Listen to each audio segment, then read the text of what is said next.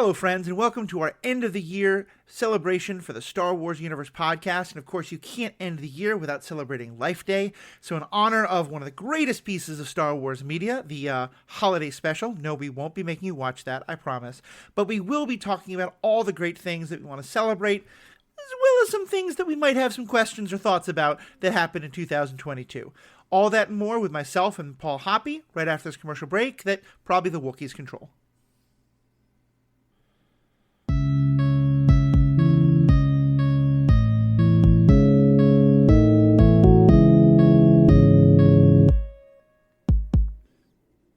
Welcome back. My name is Matthew. I'm your host. I'm joined, as quite often, by Mr. Paul Hoppy. Paul, how are we doing today?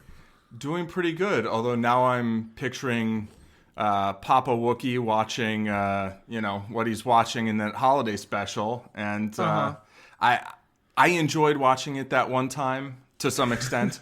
I'm never doing that again. That's fair. That is very fair. Be Arthur, singing or not.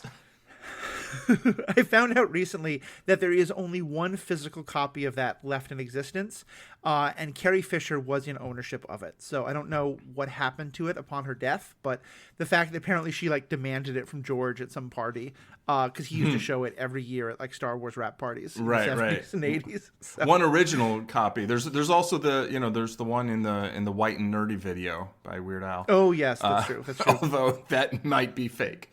I think it quite possibly will.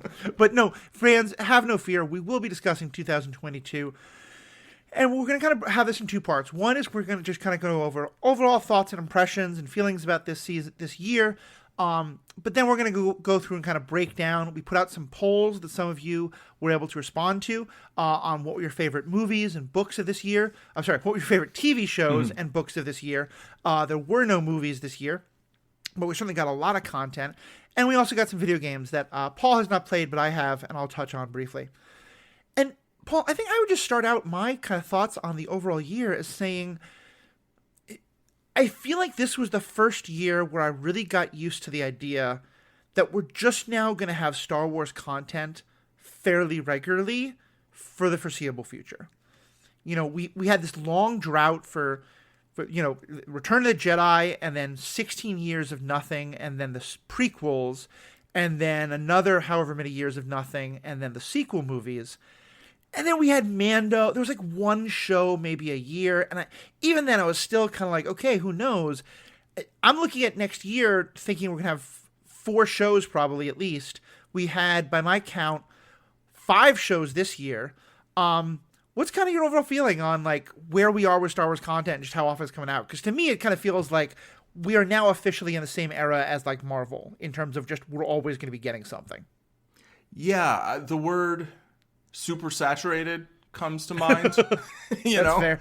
I do think I will note that between the prequel and sequel trilogies, although really.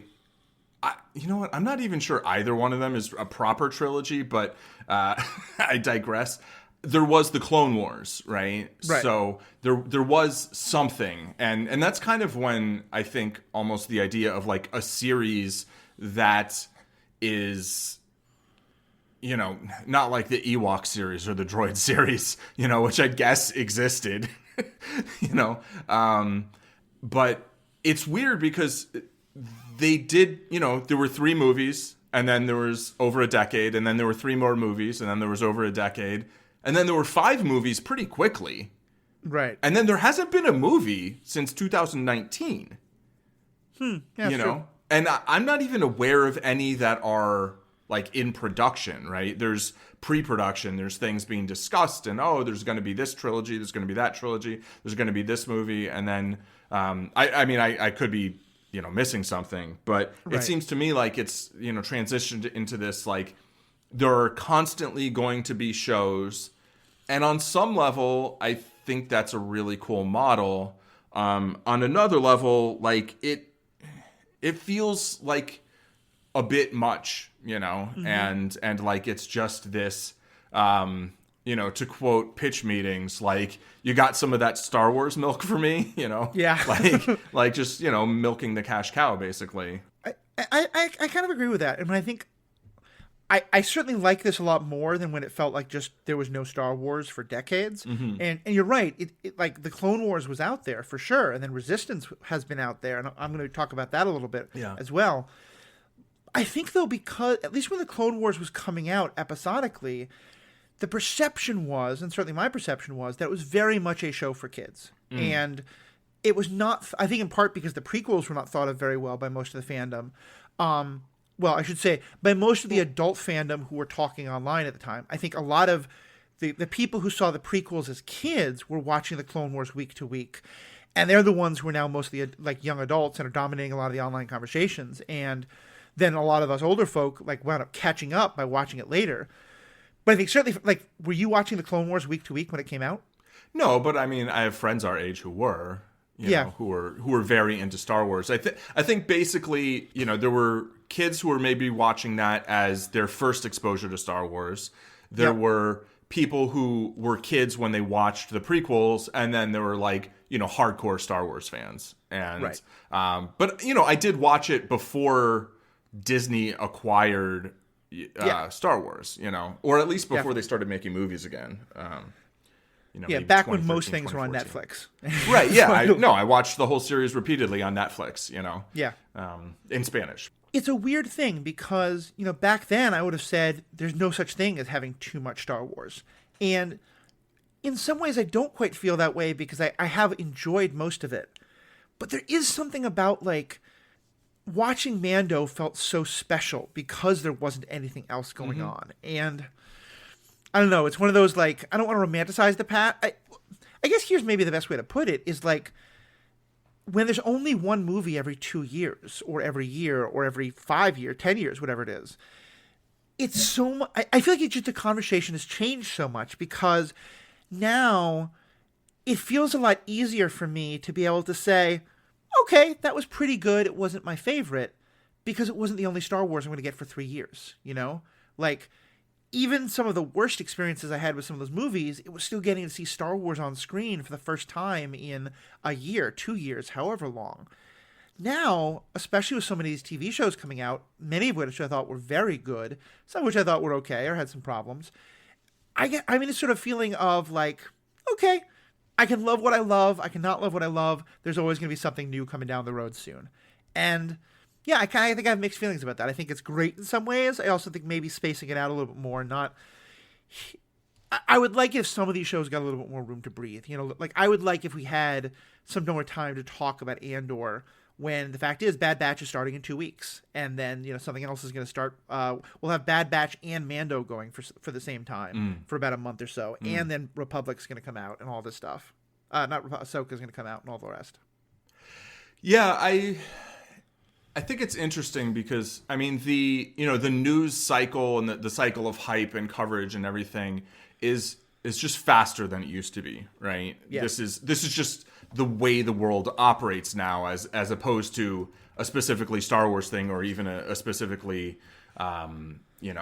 stories on screen type thing, right? This is just the news cycle is just fast, and I think there used to be more of a sense of, you know, something. I mean, you could say that Star Wars was like what started the whole blockbuster idea, right? Where a movie had to come out, have a big opening weekend, and then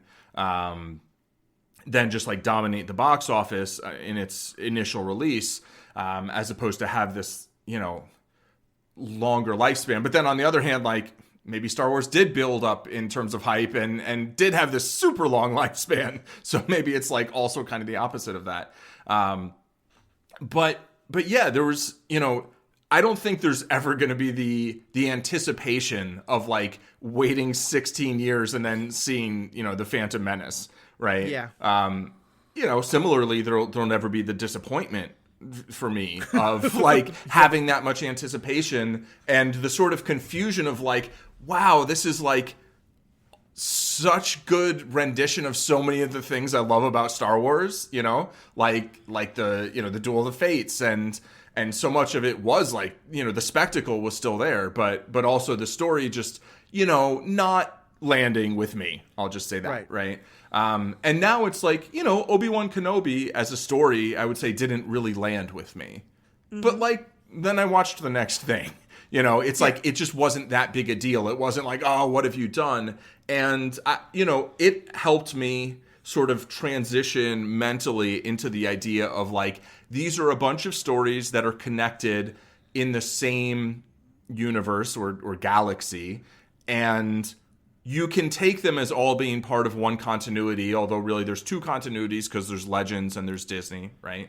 In terms of canons. But like, also just like, for me, I'm just like, it's okay if not everything fits together perfectly. And if there's movies that don't handle the characters that I love the way I want them to, like, I could just enjoy the things I enjoy and kind of let other people who enjoy the things that they enjoy them and be like, yeah, that wasn't my jam. It's fine. Yeah. You know, I'll watch Andor again in 2 years. Like, it'll be okay.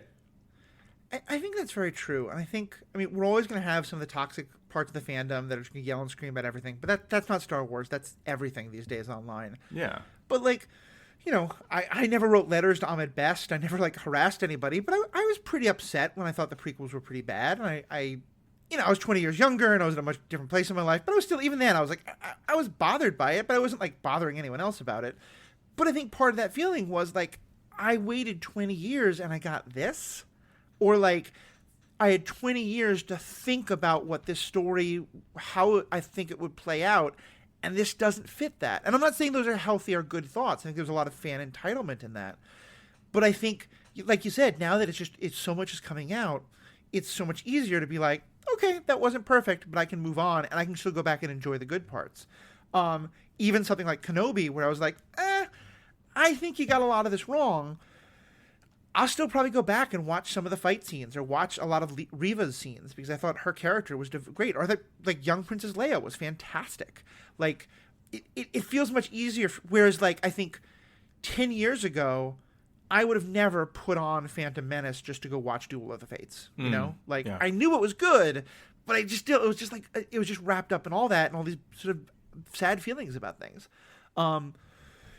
So I think that's part of, like, me getting healthier and the fandom getting healthier. But also I just think, it's when there is a lot more, there's not so much put on any one part of the creation. I also do want to quickly throw in that if Ashley Coffin were here, she would jump in that Jaws was really the first summer blockbuster. Yeah. But you're right. Like, Star Wars coming 2 years later and then building in this every 2 years thing, or every 3 or 4 years thing, definitely carried that along as well. Yeah, I was actually thinking of Jaws when I was saying that. I was like, well, that was 2 years earlier. And then the sequel was it 78? I think 77, 78. I think so. But that the movies changed, right? And I mean, things changed, and I think also, like, you can't blame the movie itself. It's like, it's the behavior of the studios that really, you know, is at the root of things. In terms of the kind of fan entitlement, I do want to, like, say, I feel like that is an issue it's just an inherent issue in taking characters and playing them through so many stories. You know, is that, like, when you create characters and you have them in their story, basically, and then you come back to that a lot of time later, or, I mean, sometimes it's even just the first sequel after a thing, you know? Right. And in fact, the Bourne movies are some of my favorite movies, but the Bourne Supremacy does something that I'm like, well, this kind of ruins the Bourne identity for me in a way, you know? And I won't give spoilers of this 17-year-old movie or whatever, but, you know, the point being, like, every prequel and every sequel has a way that it reflects back on what it's a prequel or sequel for, right? Yeah. And I think there's like there's a danger and a potential value in that, right? And how, you know, if you make something that's just like straight trash, then it's pretty much just going to be like, okay, you're just kind of tarnishing whatever there was before. Except people can kind of be like, yeah, that's not part of my headcanon, you know? Right. But also when you make something that's, you know, got like some things that are going to appeal to some people and maybe takes a character that it's like, well, that character maybe wasn't that developed and now you're developing them more. Like, I'm I'm not super thrilled with that being kind of like the primary mode of storytelling that we're getting these days. Like, there's an extent to which one of the reasons I enjoyed Rogue One so much was it was a bunch of new characters and it was their story. Yeah. And then one of the reasons I'm enjoying Andor so much is that it's a bunch of other characters. I mean, it's got this one character and then, a couple of I guess, side characters who are actually more principal to the, the rebellion. But like that it's telling the stories of characters who really didn't get those stories didn't get told, right? And just to contrast that with like Obi-Wan and Boba Fett, where I think a lot of the negative feelings towards those shows, and I actually really did like Book of Boba Fett and really didn't particularly love Obi-Wan Kenobi. I think a lot of it's very understandable to me why people wouldn't love those shows, or why not, like why it's impossible almost to make a show of either of those that everyone will love, because everybody's gonna have their own, particularly Boba Fett, who just like people are like, oh, this isn't my Boba Fett, and it's like, yeah, but like there was so little Boba Fett on screen, And I was thinking about that because it's like we had basically 3 shows that took characters we'd seen a little bit of before, or a lot of them before, and then took them in totally new directions. I don't think it's coincidental. I don't know if you would say this is true for you, but I think one of the reasons why I liked Book of Boba Fett so much more than most people is I didn't really care about Boba Fett going in. I thought he was kind of interesting, but I wasn't someone who like was trying to learn the Mando language or like, super into his own lore or his backstory or stuff like that. He was to me mostly a blank slate of a character who you could do anything you wanted with. And yeah, I think you're right. Most of the people who really didn't like that show, I think a lot of it was like, oh no, because this was who Boba Fett was supposed to be, and this didn't live up to it. Yeah, 100%. And like, I don't begrudge those people that opinion. It's like that's not my opinion. When they're like, oh, he's so soft, I'm like, did you even watch the show? Like he kills so many people in the show, so many people. But like but in terms of like it doesn't fit your view of the character, fine. I don't think he would do these things, fine. That's, you had so long to come up with your own view of the character that then now coming and being like, no, this is this character's story. Particularly if you're viewing everything as this like sort of sacred canon or whatever. I think I can understand that engendering like very negative reactions that are strongly felt. Yeah. I mean, I think in some ways that's why I think both of us had not great feelings about the sequels in a lot of, it's so funny because saying you don't like the sequels is now such a loaded statement. That's a whole other discussion we've talked about other ways. But like, especially both Rise of Skywalker, which you did like more than I did. But right, yeah, but you I had very liked strong feelings about Last Jedi less than you did. Yes, exactly. Yeah. Exactly. Yeah, I think in some ways, to me, like, Obi-Wan and Andor, I feel are like if I wanted to teach a class on prequels, I would use those two as examples because they're so different, in terms of Andor, like you said, the characters are mostly unknown. It's a period of history. It's mostly unknown. And it's a story that is like, we don't know what happens to Ferrix at the end of the story. We don't know what the raid on Aldhani was supposed to do. It's like all that stuff is happening so far below the radar screen, whereas with Obi-Wan, we know exactly who Obi-Wan is. We know where he's supposed to wind up. We know where Vader is supposed to wind up. We know what their next confrontation is supposed to look like.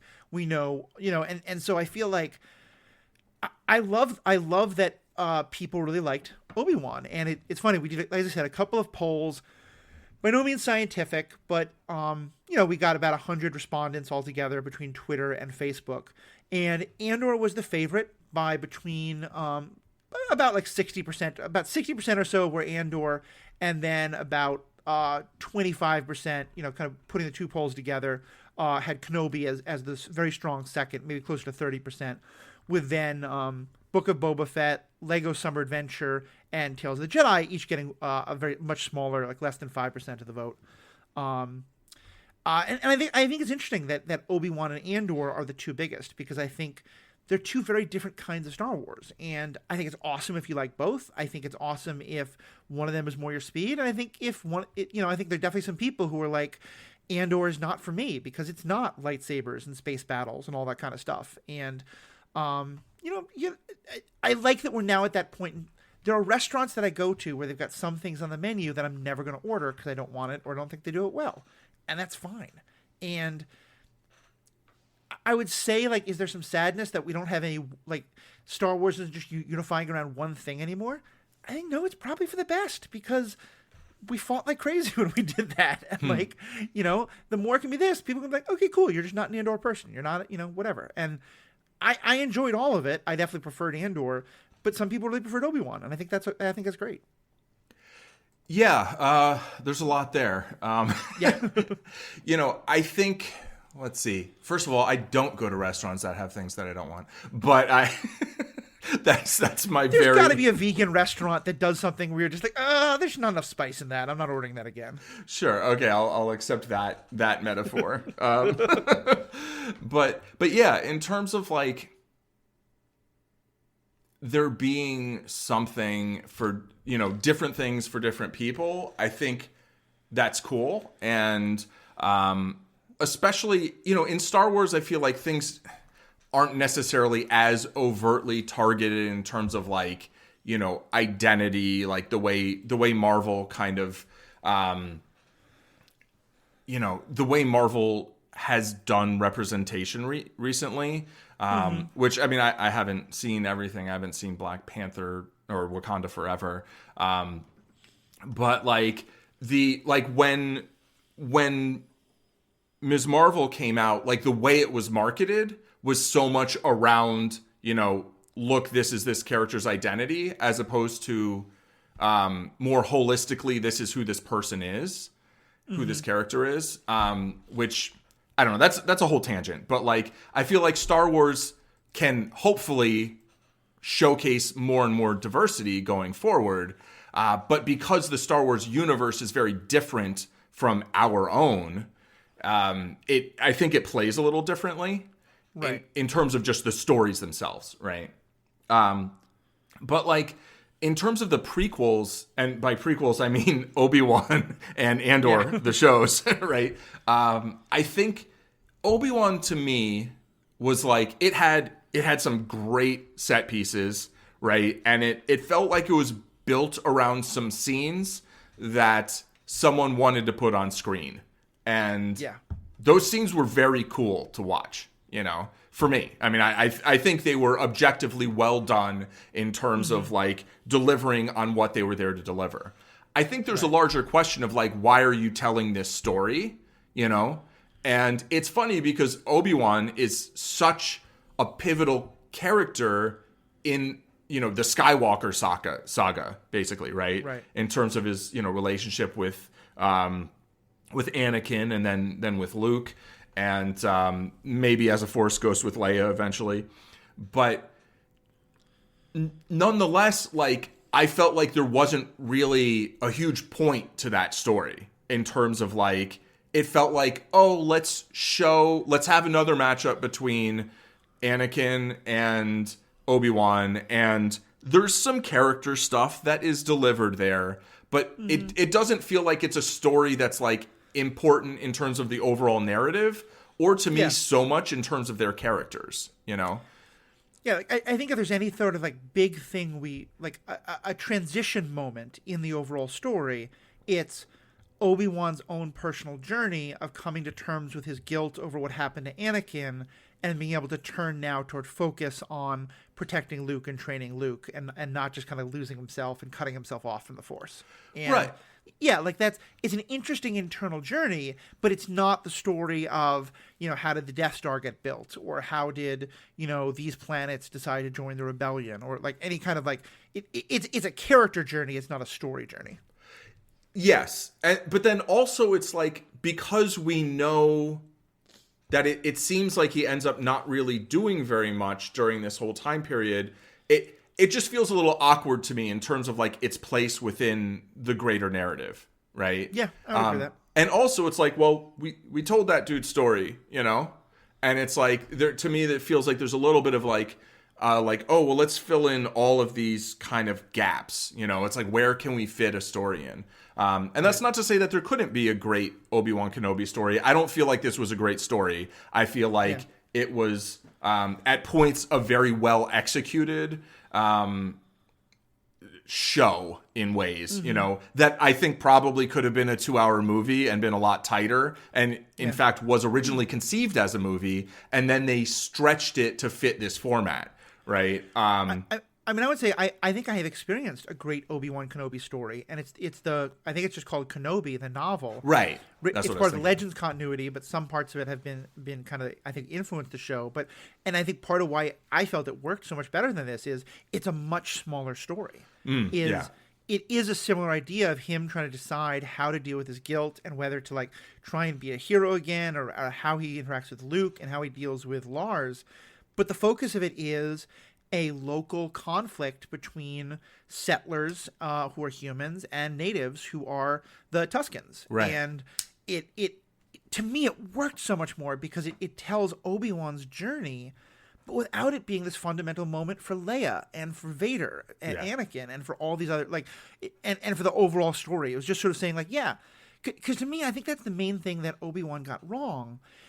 And I don't want to make this whole show just about Obi-Wan and Anakin. There's a lot, and Andor, there's a lot more we can talk about. But, like, to me, this is kind of the whole discussion we're having about prequels in general, is when you've given us a large blank space in the story, but you've told us, like, that during that blank space, a person goes from A to B, giving us that story in ways that fundamentally, that they give big things into the storylines of everyone else, to me is a lot more dangerous. Because, like, if I had known that Leia had been kidnapped at age 10 and been rescued, like, that changes how I look at her in A New Hope being rescued, you know?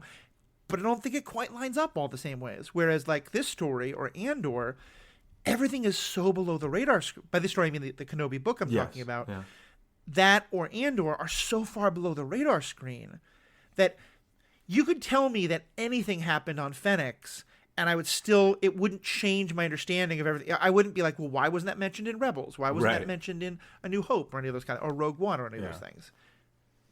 Yeah, absolutely. And just to like briefly mention Reva, like I would have just rather seen a Reva show, you know? Yeah. Like, I could see that. As opposed to like I think a lot of times, I mean, in some ways, Obi-Wan Kenobi felt a little bit like a backdoor pilot for a Reva show, which is like, all right, I mean, if that's what ends up happening, like, fine, you know, I mean, that by the end of the story, she's like one of my favorite types of characters, you know, and I'm interested to see like where she goes from there. Andor, on the other hand, compared to Obi-Wan Kenobi, like, it feels like it was not telling, like, I think there's a view that the idea of Andor is to tell the backstory of Cassian Andor, right? Right. And, like, it's not. The arc of the first season does tell how Cassian goes from being, you know, a guy who's just going from one hustle to another, trying to track down his sister, but also, like, basically just trying to get through the day, to someone who's like, no, we're gonna fight the Empire now. You know, this is what I am literally going to give my entire life to. Like, kill me or take me in, right? And that story is told, I think, very effectively by not being the main story, right? Yeah. It's the meta arc through the whole season, but this was a series that was conceived for this format. Right? Or even almost like this format was conceived for this series, because apparently after Rogue One, Tony Gilroy basically pitched this series, and Kathleen Kennedy was like, yeah, we can't do that. You know, that's just not a thing we can do. And then they got, you know, the Disney Plus running, and they had these shows going, and they were getting viewership, and she's like, hey, Tony, I think we can do this thing now. He's like, oh, really? Hey, let's do this thing. And like, you know, Andor is like, it's a new format in that it's not a 12-episode TV series. It's a 4-movie TV series released as 12 episodes, right? And then there's like 1 episode of connective tissue. But it's basically 4 feature films plus, you know, a transitional episode. And that's just, I don't think that's been done in exactly this way before. And I think it was used very effectively, but also like it's telling a bunch of small stories, right? Local stories, right? There's an incident on Ferrix, right? Then there's a robbery on Aldhani. Then there's a prison break on Narkina 5. And then there's a riot or a violent demonstration on Ferrix, right? And this tells the story of how revolutions are all these little pockets of rebellion, right? Pockets of fomenting. And this to me feels like a very important story, a story that we didn't get in any of the movies. We didn't get the story of how the rebellion was born, right? So it's like this is telling that story, but not in a way that's saying, no, this is the definitive most important stuff that was happening, great men of history kind of way. It's saying, here are a handful of examples of the type of thing that's going on all across the galaxy, and all of that is going to come together and end up being the rebellion that eventually takes down the Empire. And to me, that's like a much more interesting, a new story, and a story that like needs to be told. It's a type of story that we don't have a lot of, like in other media, even. I 100% agree. And there's two big things to think about there. One of which is, and we've talked about this to death, so I don't want to go over it in too much detail.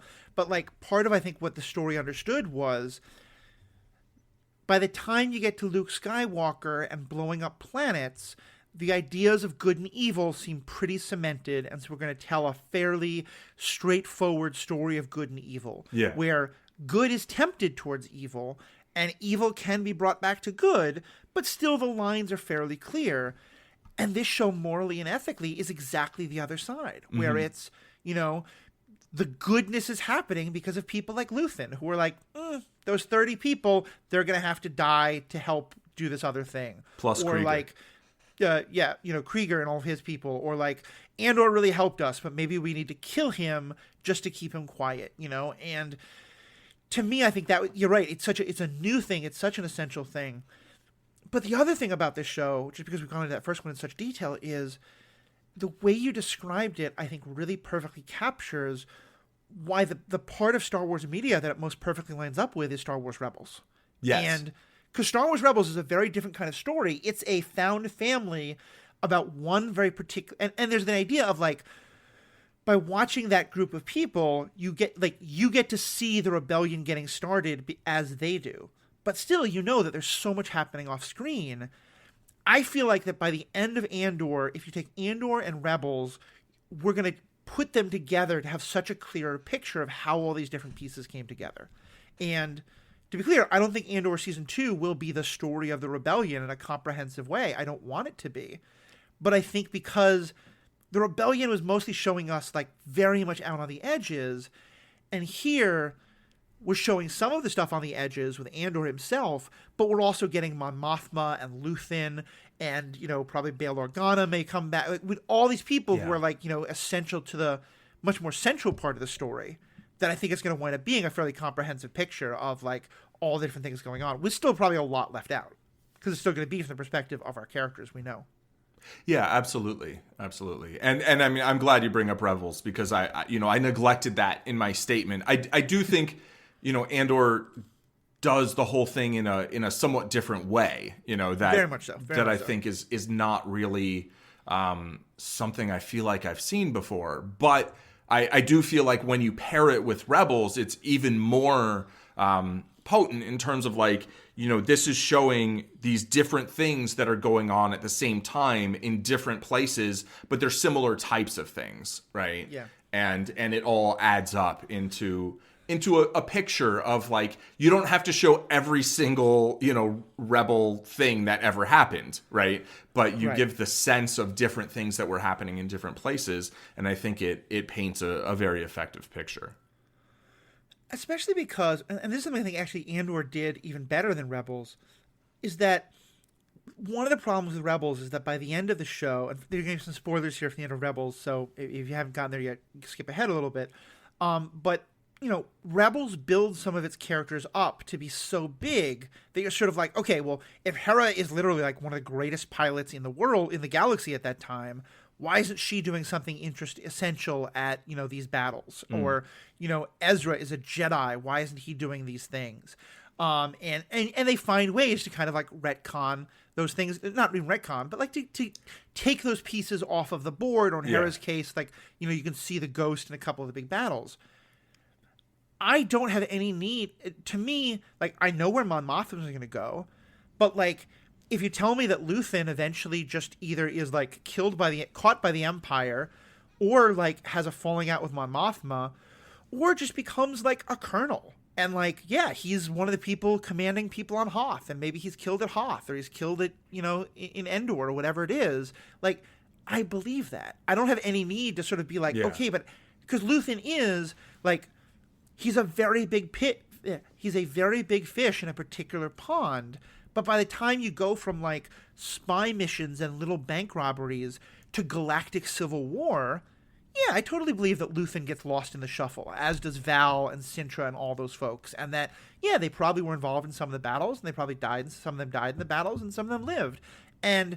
But their stories are small enough that I don't feel like it's missing that we didn't see where their stories wound up. Whereas like someone like Hera, I'm like, well, if Ezra's around, then why does Yoda say that Luke's the only one? Right. Or if Hera's still around, why isn't she piloting, the ship to lead the attack on the second Death Star? Yeah. Yeah, I mean, so Hera is name dropped in Rogue One, right? Yes. Which I think is nice and kind of brings things together. But yeah, she is.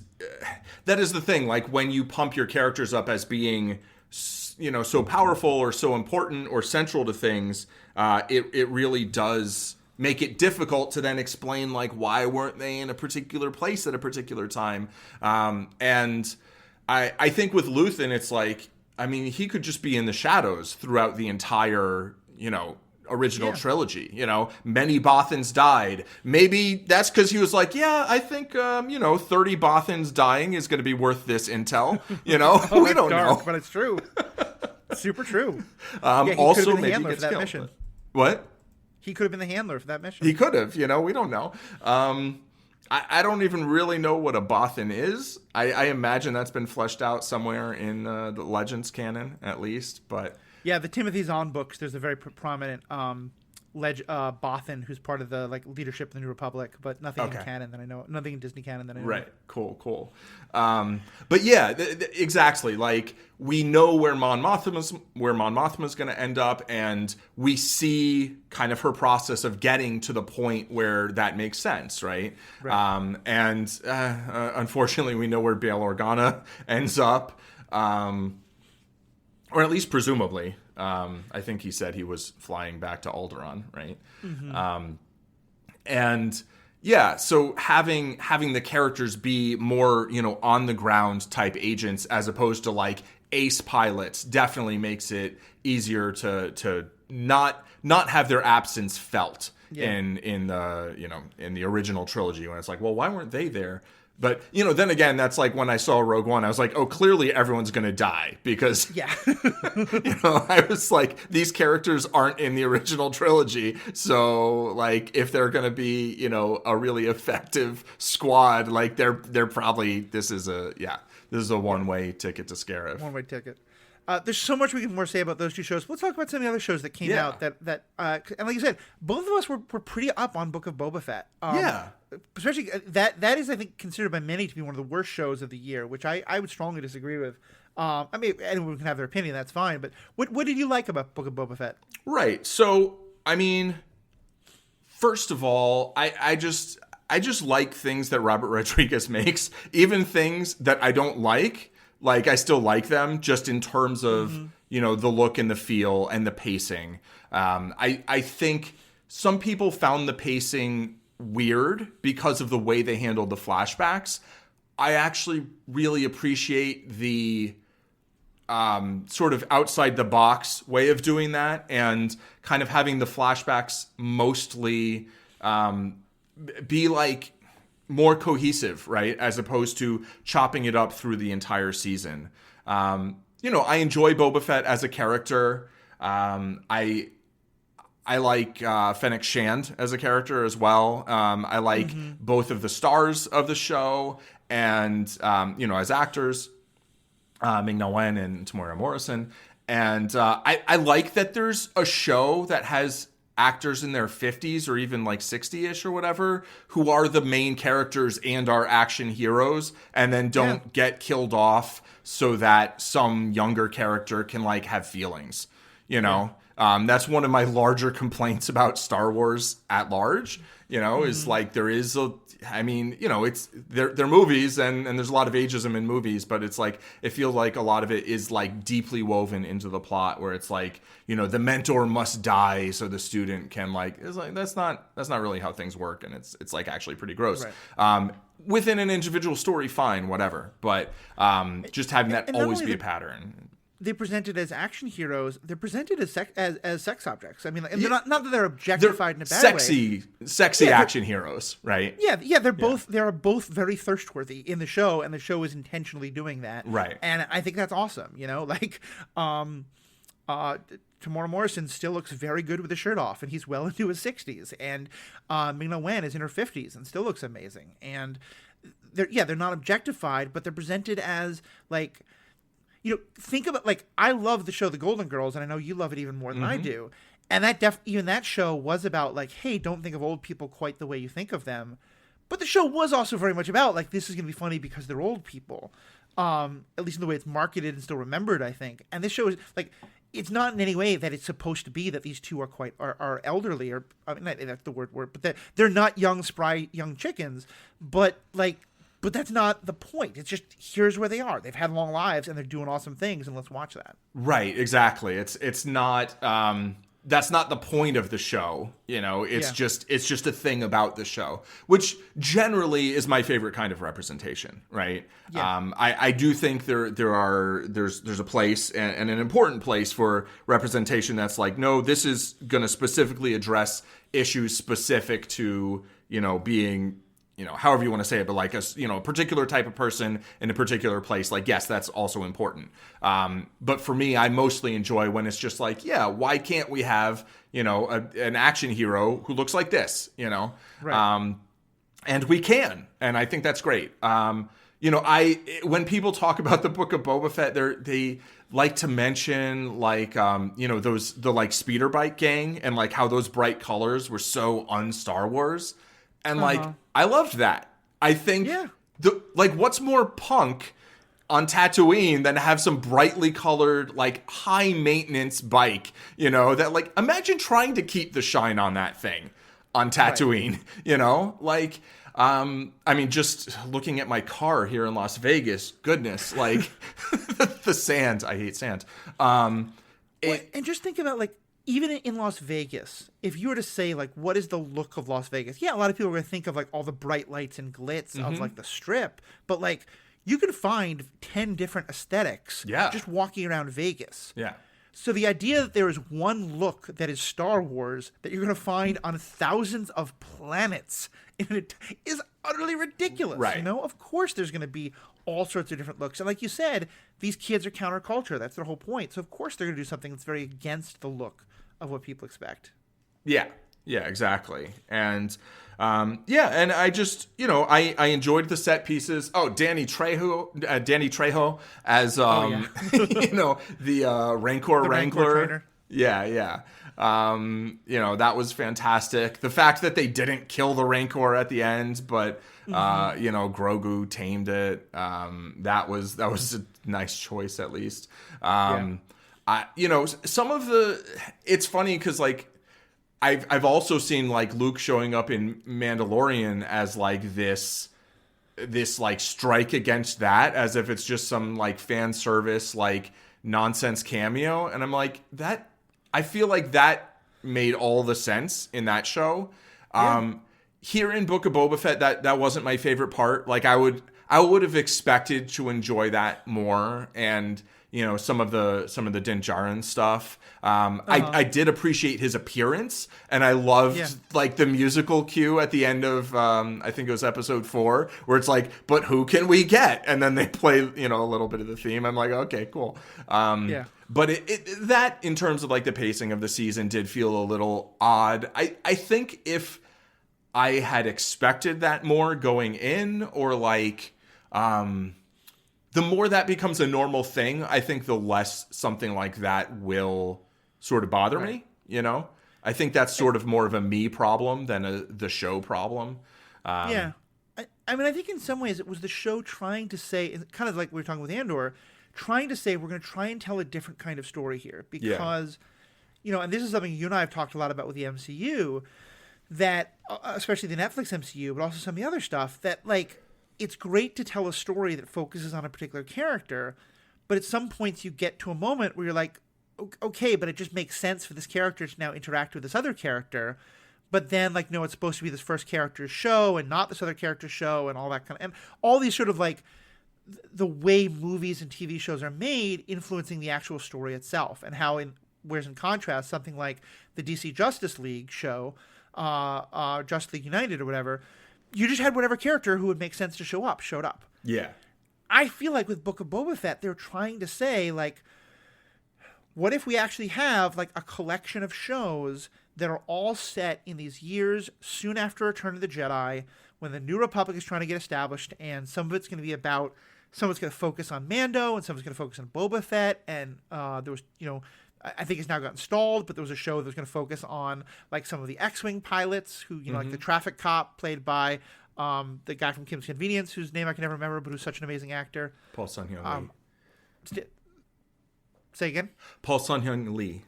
Paul Sun-Hyung Lee, thank you. I was vamping till you filled it in.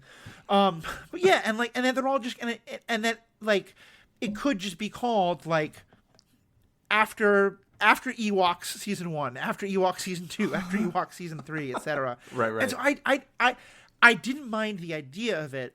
I agree with you. The execution could have been a lot better. Mm-hmm. And I have my own thing because, like, just seeing Ahsoka show up, hanging out with Luke, without telling us, like, no, you tell me how that comes. But give me that moment. I need that moment.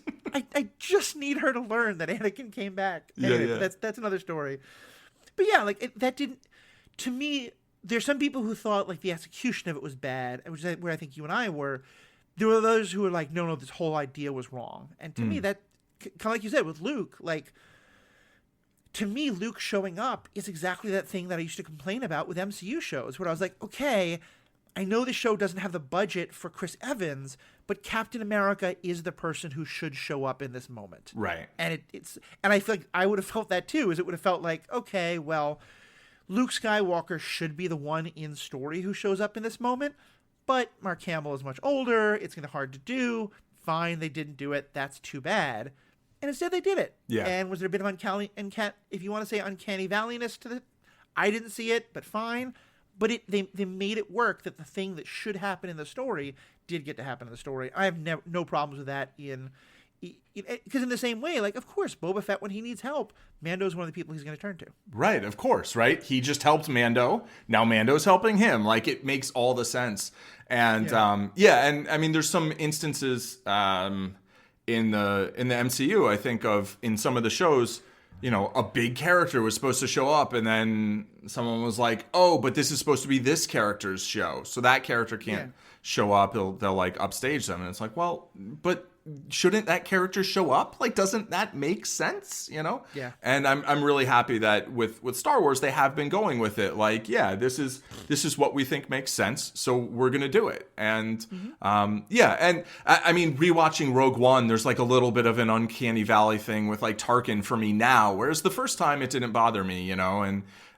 You know, and the first watch of Luke, like, that didn't really bother me. Now it doesn't bother me, but I see it. I'm like, yeah, okay, I see it. You know, I see what you're talking about. And it's I think it's hard to be bothered by it when you're going, oh my God, Luke's here. I know. It's like it's music. No, I'm definitely the same way. Yeah, totally.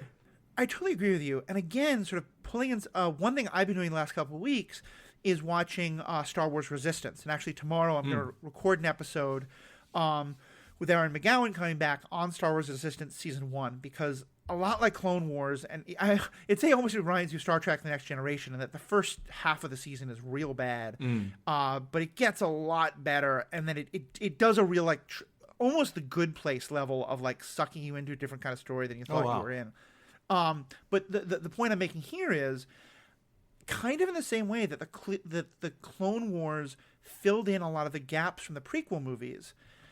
I feel like Mando, and now even more so Book of Boba Fett, similar to what Resistance is doing, are filling in for me one of the biggest gaps of the sequels, which is, how is it that the New Republic failed so badly that the First Order was able to come in?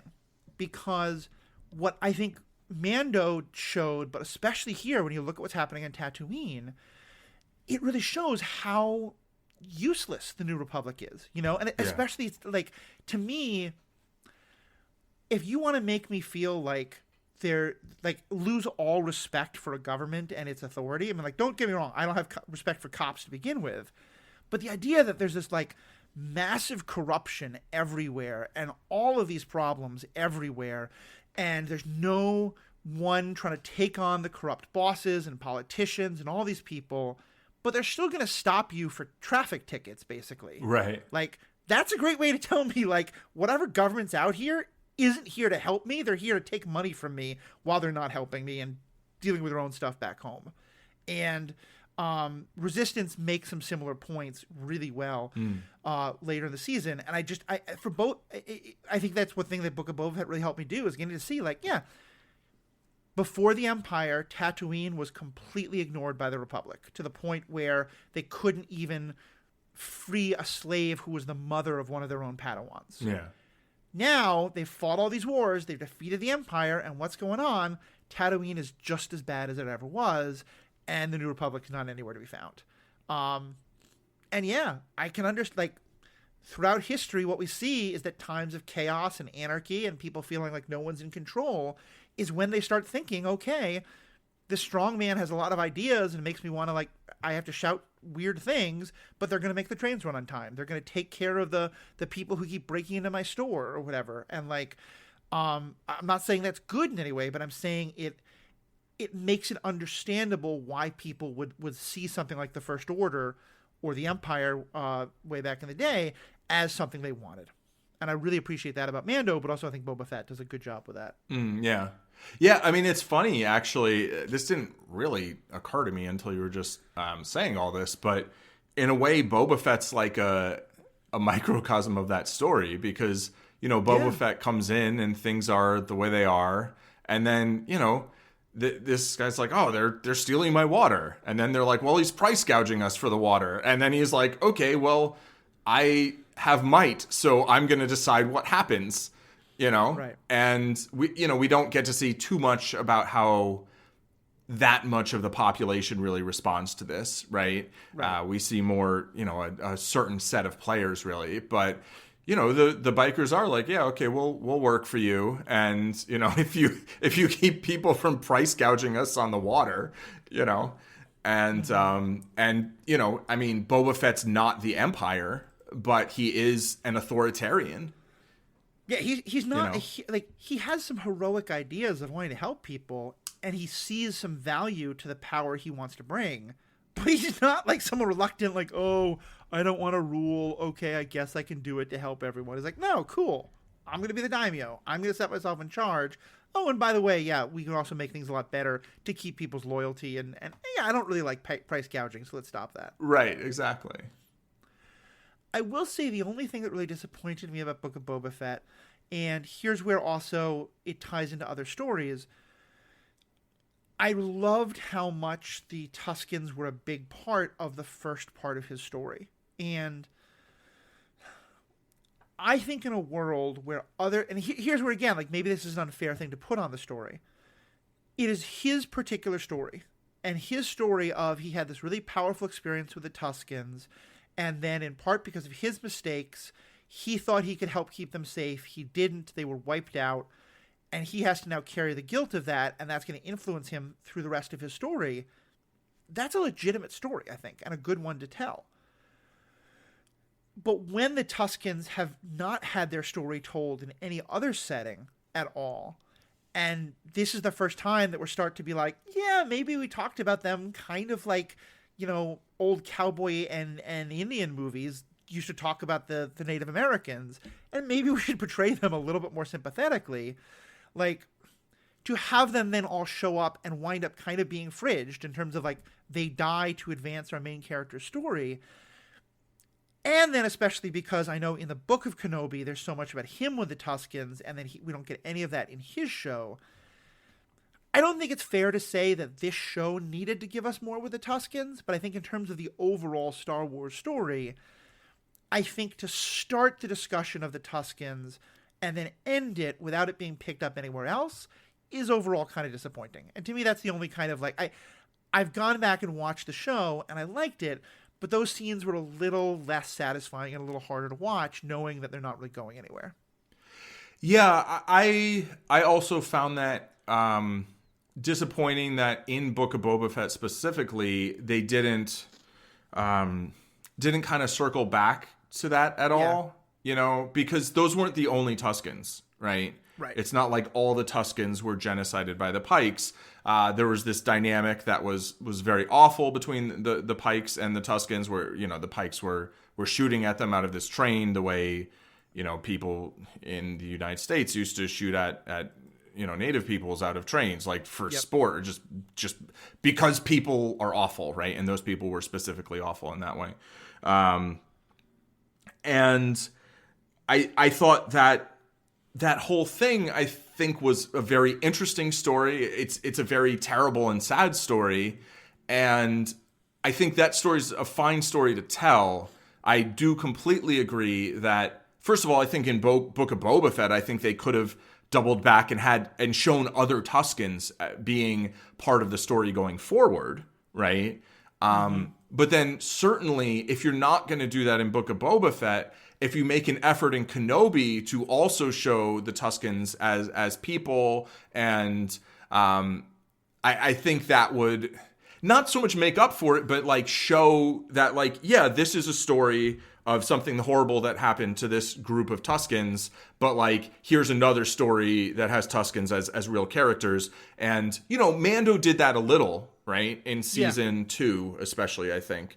And so, like, that's nice, you know, and that kind of maybe takes a little bit of the sting out of it as well, that like, that clearly the stories collectively understand that the Tuskens are people, right? Yeah. And worthy of character development and being shown as people. But I do agree that, like, having that whole element in Book of Boba Fett, which I thought in the beginning was very powerful, and I also think that I liked that the story wasn't showing like, oh, this is just something that happened to them and now Boba will avenge them. Like, no, the story understands and the character understands that that's very much on him, right? Not in its entirety, because, like, I mean, there was already something going on that he didn't start, but he escalated to the point where he got them all killed, right?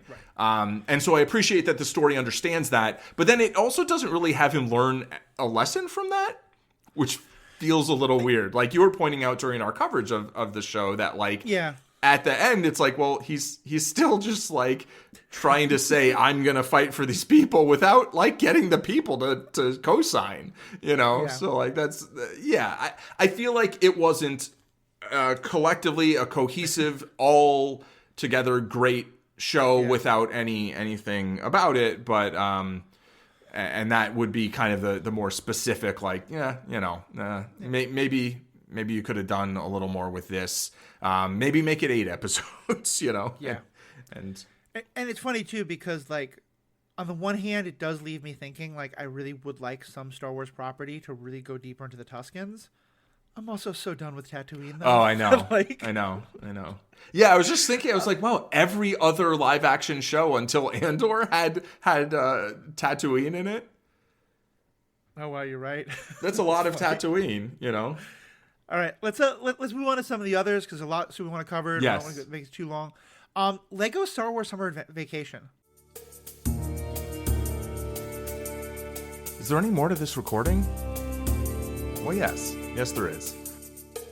Come back soon for part 2, where we talk about animation, books, and video games. And head to theethicalpanda.com for more from Matthew, and zenmadman.com for more from Paul. I'll meet you at the rendezvous point on Tatooine.